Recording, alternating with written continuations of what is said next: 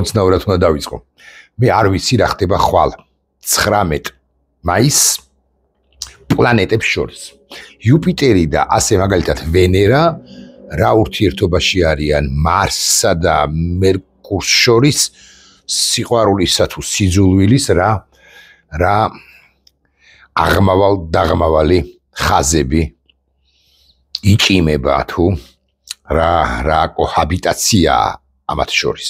არც ის ვიცი ბუნებრივია, ასე მაგალითად ლომებზე ზოდიაქოს ნიშანი ლომი უნდა ვახსენო, ან მშვილდოსნებზე, ან მე თევზი გახლავართ, თევზები, ჩემზე რა გავლენას მოახდენს სატურნის შესვლა მარსის მარჯვენა კუთხესთან, სადაც 14 გრადუსით ჩანს, არ ვიცი, საიდანაც 14 გრადუსით ჩანს პლანეტა, რა ვთქვი, მარსი. მთვარე ამასობაში რას უშვება დედამიწას და დედამიწა მთვარეს, არც ეს არ ვიცი. მე გამიგია ამგვარი ტერმინი, ქვია ამ ტერმინს ასცენდენტი და ჩემს უფასო Samsung-ს რო მოხვება. საშუალო ხარისხის, საშუალოზე უკეთესი ხარისხის Samsung-ს მე ჩავეკითხე, რა არის ასცენდენტი მეთქი.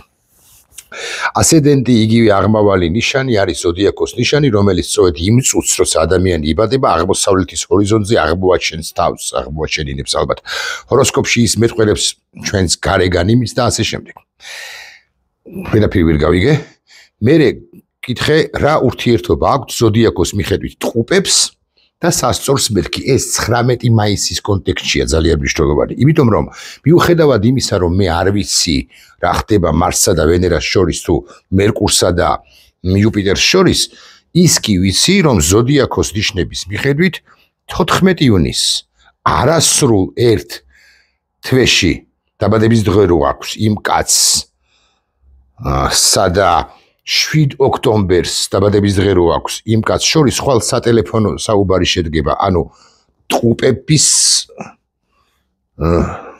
ტყუპები როა იმ ტრამპსა და სასწორი როა იმ პუტინს შორის. ანუ ტრამპი აიღებს ყურბილს და შესაბამისად მე დავინტერესდი ასცენდენტზე ხო ვერაფერი ვერ გავიგე, მაგრამ ტყუპები და ზოდიაქოს მიხედვით ტყუპებსა და სასწორს შორის რა ურთიერთობა არსებობს მეთქი და ეს პატივცემული ხშირად რო ვეკონტაქტებით, ეს ბოლო ხანებია და მეც ხშირად ვეკონტაქტები, ოღონდ ხლაკვლავ ვიმეორებ ეს უფასო, ანუ არც თუ მაგარი ტიპი chat GPT-ა პასუხობს ასე.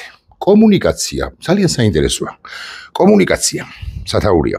საუბრები, იდეების გაზიარება და ინტელექტუალური ცნობის მოყვარეობა მათი ურთიერთობის საყრდენია. პოულობენ საერთო თემებს და არასდროს მოიწყერენ ხოლმე. სოციალურობა სათაურია. ორივეს უყვარს ხალხში ყოფნა. ანუ ტყუპებსაც, ტრამპსაც და პუტინსაც, სასწორსაც. და ახალი ნაცნობების შეძენა. პუტინი ვეღარ ახერხებს ბოლო ხანებია, ასე რომ ერთად ხშირად აღმოჩნდებიან ხოლმე წვეულებაზე. ვახ, მოგზაურობაში თუ საინტერესო ღონისძიებაზე პუტინს ახლა ეს ბოლო ხანები არ გამოსდის, თუმცა კი ცდილობს თანაბარი თავისუფლება.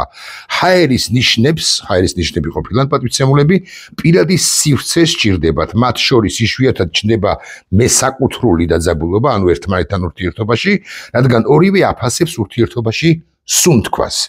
ცოტა გაუგებარია ჩემთვის კონფლიქტები. ესათაური ტყუპების ცვალებადი ხასიათი ტრამპის ზოგჯერ სასწორის დაგეგმილ და ჰარმონიაზე ორიენტირებულ ბუნებას შეეჯახება ხოლმე, მაგრამ სასწორის დიპლომატია და ტყუპების გონება გახსნილობა სწრაფად ახერხებს წინააღმდეგობების დაძლევა მოგვარებას. სიყვარული და პარტნიორობა, ჰაერის ელემენტი ურთიერთობაში სიკაშკაშესა და სინაზეს შემოიტანს, თუ ორივე მხარე გულწრფელად ცდის და შორს არ გასცილდება ზედაპირულობას, თანხმობა და თანადგომა დიდხანს იქნება შენარჩუნებული მათ შორის. ხო, გავანებოთ ახლა ამას თავი და უნდა ვთქვათ, რომ დამოუკიდებლად იმისა ჩვენ ვიცით თუ არ ვიცით რა ხდება მერკურსა და მარსს შორის ხვალ, თუ სატურნსა და იუპიტერს შორის ხვალ, დამოუკიდებლად იმისა რას ბჟოტიელობს chat GPT ამ შემთხვევაში, ან არ ბჟოტიელობს ბევრი აზრით, ხვალ ძალიან საინტერესო დღეა. ხვალ პრეზიდენტი ტრამპი უკავშირდება შეერთებული შტატების დროით დილის საათებში და შესაბამისად რუსეთის დროით საღამოს საათებში იღებს ყურმილს და უკავშირდება პრეზიდენტ პუტინს. და ძალიან ბევრი ფიქრობს რომ ეს არის ძალიან ყურადღება გასამახვილებელი, უფრო ზუსტი რომ ვიყო, გამადიდებელი, შუშით დასაკვირვებელი სატელეფონო კომუნიკაცია იქნება ეს ორ პრეზიდენტს შორის. ბევრს ტრამპის კრიტიკოსებს გულისხმობ, აქვთ შიში ერთგვარი, რომ პუტინი, როგორც ფსბ-შნიკი, კარგად შემოახვევს პრეზიდენტ ტრამპს და ამ კაცს, რომელიც სასწორის ნიშნების, უკაცრავად ზოდიაქოს ნიშნების მიხედვით აქ იგითხარით, რომ არის ტყუპები, ანუ გაურებულიაო, ესე ამბობენ. ChatGPT-ც გვეუბნება ამას. მას მოახვევს საკუთარ იდეებს. ანუ პუტინი მოახვევს საკუთარ იდეებს პრეზიდენტ ტრამპს. და ასე რომ თქვა, ცოტა ნახევრად ჯარგონით თუ თლად ჯარგონით დააბოლებს, შესაძლოა შეაშინებს კიდეც, დააფრთხობს, მაგალითად ეთყვის, რომ რუსულად არ ვიტყვი, არ წარმოთქვამრავ წინააღმდეგობას, ეთყვის, რომ ქართულად ვთქვათ, რომ მე შემიძლია არეშნიკით დავბომბო კიევიცკი და ვერავინ ვერ მოახერხებს არეშნიკის გადაჭერას და არეშნიკის ჩამოგდებას, ანუ საჰაერო თავდასხმის სისტემები არ იმუშავებს. და ამით შეიძლება ტრამპი დაფრთხეს. ან შეუძლია თქვას, რომ ჩვენ ჯერ არ გამოგვიყენებია, პუტინს შეუძლია თქვას, რომ არ გამოგვიყენებია ჩვენი სამხედრო პოტენციალის ამდენი და ამდენი რაღაც პროცენტი და აი მე მობილიზაციას გამოვაცხადებ, ან არც გამოვაცხადებ, ასე მაგალითად სექტემბერში და საერთოდ გადავანადგურებ უკრაინას. ან შეუძლია თქვას, რომ ახლა თუ არ დამთანხმდება უკრაინა ჩემს პირობებზე, ანუ არ აღიარებს რუსეთის შემადგენლობაში 4 რეგიონს პლუს ყირიმს, ამ შემთხვევაში მე უკვე პრეტენზია მექნება 6 რეგიონზე, შეიძლება 8 რეგიონზეც, სულ ახალ რეალობებს, ახალ რეალიებს დავაყენებ, ახალ გარემოებას შევქმნი და უკვე მე უფრო რთული იქნება მოლაპარაკებები. ამიტომ პრეზიდენტო ტრამპ, ვინაიდან და რადგანაც თქვენ იქნებათ საუბარი ჩემთან საუბრის შემდეგ პრეზიდენტ ზელენსკისთან, მე დაბეჯითებით გირჩევთ, რომ ეს რეალობა გააცნოთ მას.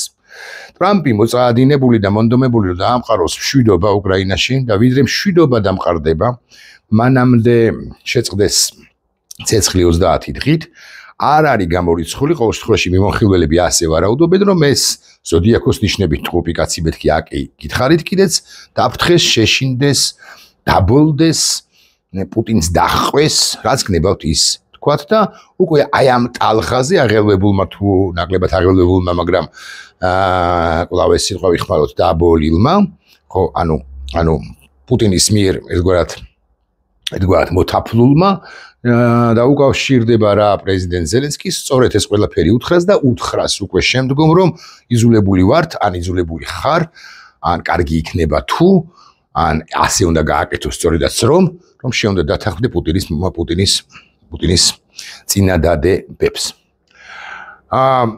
მეორე მხრივ ხა ვინც ეს ამას ამბობს, ვინც ტრამპს აკრიტიკებს, ან ვისაც ტრამპში ეჭვი ეპარება. თუმცა რაღაცა რეალობებს ვერ გავექცევით. კერძოდ ვერ გავექცევით იმ რეალობას, რომ დღესაც აი ამ წუთებშიც მეთქი ასე ვიტყვი, ტრამპის თანაგუნდელები როგორც კონგრესიდან ისე ზედა პალატიდან, სენატიდან, ასევე სახელმწიფო მდივანი რუბიო და სხვები, ასევე გენერალი კელოგი სულ უფრო ინტენსიურად იმეორებენ იმას, რომ იცით რა არის, არც ისე სულად აქვს საქმე უკრაინას დამოუკიდებლად იმისა, ვინ რას ამბობს, ახლა მათ შორის მედიაში როგორი ინფორმაციები ვრცელდება, იმ მედიაში თუ მოვაცარი მოვახერხებ, თუ მოვახერხე ვიტყვი რა როგორი ანალიზი ვრცელდება მედიის ნაწილში. და ჩვენ დავაწესებთ უმკაცრეს სანქციებს თუ რუსეთი თავდაპირველად ცეცხლსას შეწყვეტს 30 დღით და უკვე შემდგომ ამ მთლიან მოგვარებაზე კონფლიქტისა არ იქნება თანახმა. კვლავ ვიმეორებ, ამას ამბობს პირველ ყოვლისა რუბიო და ამას ამბობენ სენატორი გრემი და სხვები. და გენერალი კელოგი კიდე. ეს რაზეა დაფუძნებული თავის მხრივ მე გეტყვით, რამდენიმე ხნის წინ რუბიოსთანაც შეთანხმდა 22 პუნქტიანი გეგმა უკრაინის კონფლიქტის დარეგულირებისა. ხედვები, როგორი ხედვები აქვთ ევროპელებს და ამერიკელებს ერთად, ანუ ცალ-ცალკე კი არა, ერთად როგორი ხედვები აქვთ. და აი ტრამპის მცველები, ტრამპის და ადვოკატები ამბობენ რომ დამოუკიდებლად იმისა რაც ეთქვის პუტინი ხვალ სატელეფონო საუბრის დროს ეს არის ასწორი კაცი და დამბოლებელი კაცი ტყუპები როა ზოდიაქოთი იმ ტრამპს დამოუკიდებლად ამისა ტრამპი ვერ გადაუხვევს იმას რაც უკვე შეთანხმებულია ეს მინდა ვთქვა და ამას ამბობენ უფრო ზუსტი რო ვიყო ტრამპის ადვოკატები და ტრამპის მცველები აქვე რაღაცა მედია საშუალებები ვახსენე Sky News-ი ავრცელებს ამგვარ ჩემი აზრით არასწორ ინფორმაციასაც არა ამგვარ ანალიზს გვაცნობს მისი თქმით Sky News-ის გამოცემა Sky News-ის თქმით პუტინი და ტრამპი უბრალოდ გაიყოფენ უკრაინას რატომ არის ეს ცდარი ჯერ ერთი სად არის ამასობაში ევროპა როგორ მისცემს ამის უფლებას თუ ტრამპს და თუ პუტინს და მეორე სად არის უკრაინა ევროპასთან უკრაინა ხო აგრძელებს ბრძოლას და ხა ტრამპმა თავიდან ბოლომდე უნდა უღალატოს არა მხოლოდ უკრაინას არამედ საკუთარი გუნდის წევრებსაც რომ და წავიდეს ამგვარ ნაბიჯზე რომ დაიწყოს ესე ყველის ნაჭრის გაყოფა და უკრაინის ტერიტორიების და იური ტერიტორიების ნაწილის გადაცემა რუსეთისათვის და ნაწილის დატოვება შეერთებული შტატებისათვის. ეხლა კელოგი ვახსენე, კელოგი ამბობს, სტამბოლში რუბიუმ ნათლად თქვა, იმ 22 პუნქტზე ვსაუბრობთ. სტამბოლში რუბიუმ ნათლად თქვა, რომ ჩვენ წარმატგილეთ ძლიერი სამშვიდობო გეგმა ლონდონის შეხვედრების შემდეგ ჩვენ შევქმნით ყოვლის მომცველი 22 პუნქტიანი გეგმა, რომელიც მშვიდობის ჩარჩოს წარმოადგენს.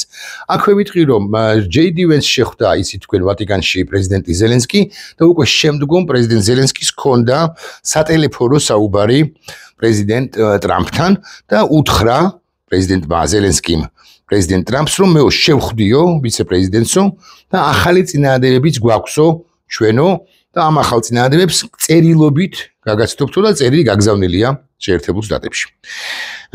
ეხლა აქვე უნდა ვახსენო რასაკვირველია ერთი ძალიან საინტერესო პერსონა რომელიც უთუოდ იქნება უკრაინის არის კიდეც მაგრამ აი მხარდამჭერი მაგრამ სურველთა კოალიციას შეუერთდება მისი ქვეყანა ეს არის ფინეთის ლიდერის სტუბი რომელიც ამბობს რომ პრეზიდენტი ტრამპის მოთმინების ფიალა ივსება პრეზიდენტ ზელენსკის ყოფნის მოთმინება და ის თავშეკავებულია და აკადემიურია და შორს მჭვრეტელია მაგრამ აი ტრამპის მოთმინების ფიალა ივსება და ზუსტად ასე ამბობს კარგავს მოთმინებასო თუმცა სწორი მიმართულებით და კერძოდ პუტინზე ბრაზდებაო პუტინზე ზეწოლას განახორციელებს პრეზიდენტი ტრამპი. მე ხლა ვეძებთან ინფორმაციას ხო აქვე უნდა ვახსენოთ ცოტა ჩამოშორებული ვიტკოფი ამ პროცესისაგან რომელიც რატომღაც კვლავ გააქტიურდა რატომღაც ზუსტი სიტყვა არ არის მაგრამ გააქტიურდა და ის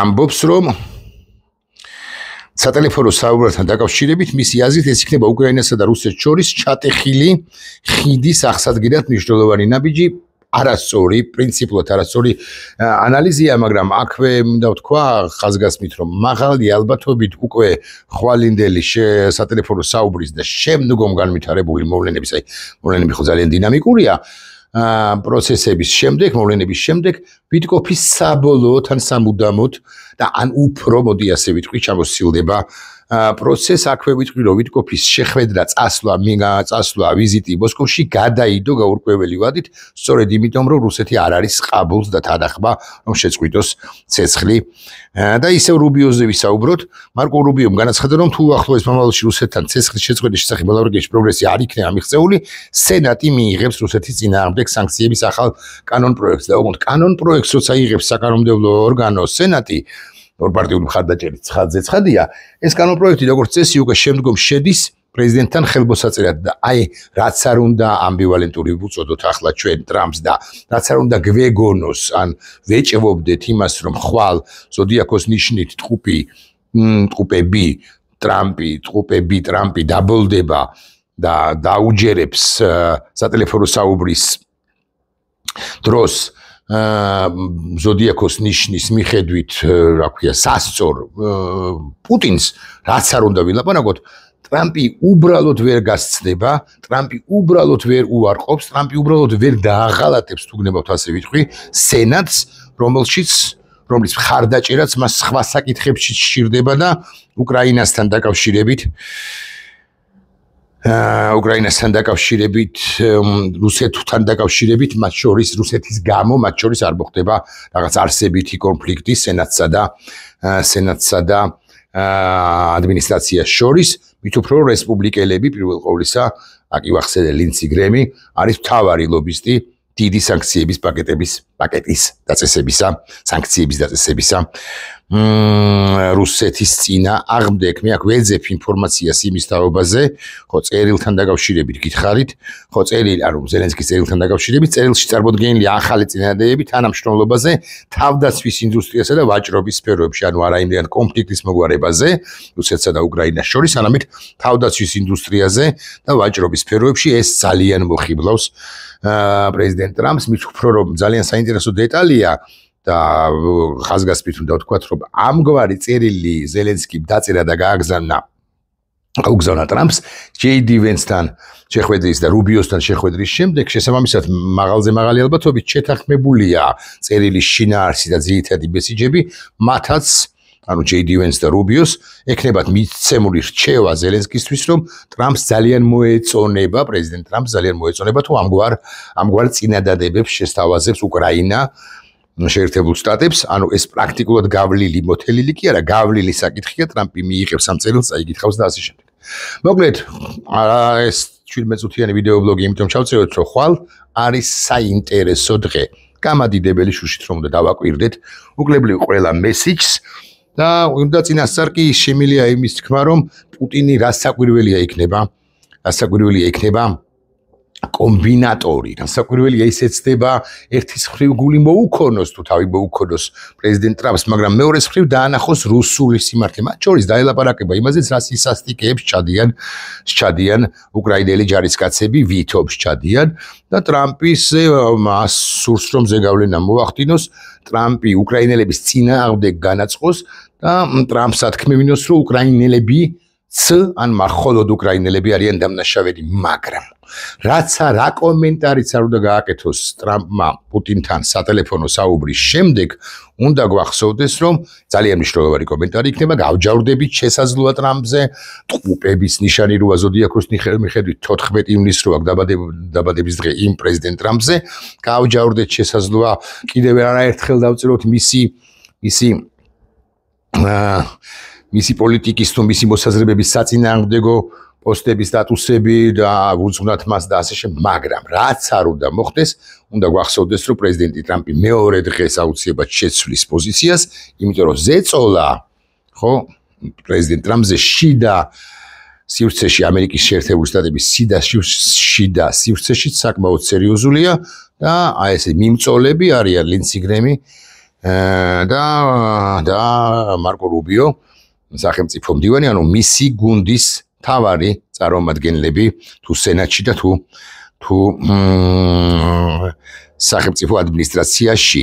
აი ეს მინდოდა, ამის თქმა მინდოდა, ერთი ამბავიც არის საინტერესო, თუმცა დაველოდოთ საბოლოო ჯამში შედეგებს, მაგრამ მაინც აგებს ჯორჯე სიმიონი, რუმინეთის პრეზიდენტობის კანდიდატი, რომელიც ულტრამემარჯვენე პოლიტიკურ ჯგუფს რუმინელთა ერთიანობის ალიანსს წარმოადგენს და იგებს ნიკუ შორდანი, რომელიც ევროკავშირის, ნატოს, დასავლეთის მომხრეა, ეს ლიბერალი კაცი, არაიდეალური პრეზიდენტი ჩაუშესკუს ქვეყანაში, ხო, ბევრი ცუდი პრეზიდენტი ყოფილა და ჩაუშესკუ ხსხადია ყველაზე ცუდი იყო, მაგრამ ეს როდის იყო არაიდეალური პრეზიდენტობის კანდიდატია ხსენებული დანი, მაგრამ როგორც მიმოხილველები ამბობენ, ის იქნება საუკეთესო პრეზიდენტი ყველა იმ პრეზიდენტს შორის, რომელიც კი ხოლია რუმინეთს და რუმინეთი გაცილებით აქტიური სახელმწიფო იქნება ნატო ევროკავშირის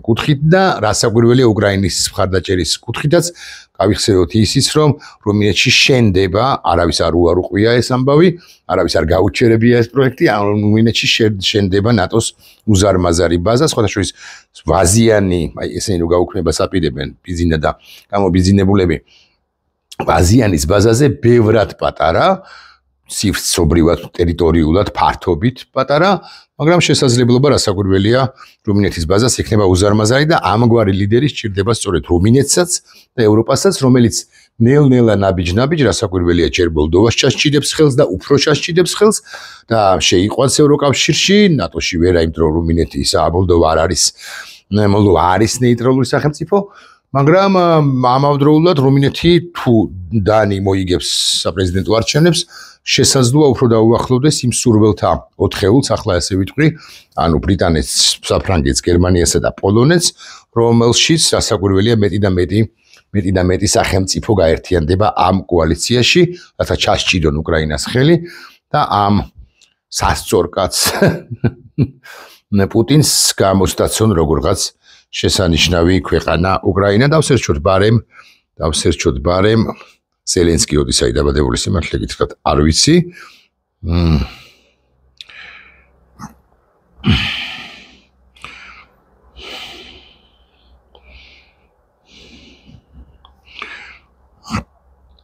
$25 იანვარს ყოფილა დაბადებული. ზოდიაქოს ნიშნების მიხედვით იანვარი რა არის არ ვიცი. ჩემ მეუღლეს გითხავ, ინგა რა არის იანვარი ზოდიაქოს ნიშნების მიხედვით? მერწყული, პროგრესული და ორიგინალური. მერწყულიო, მკარდახობს ინგა. ნახვამდის.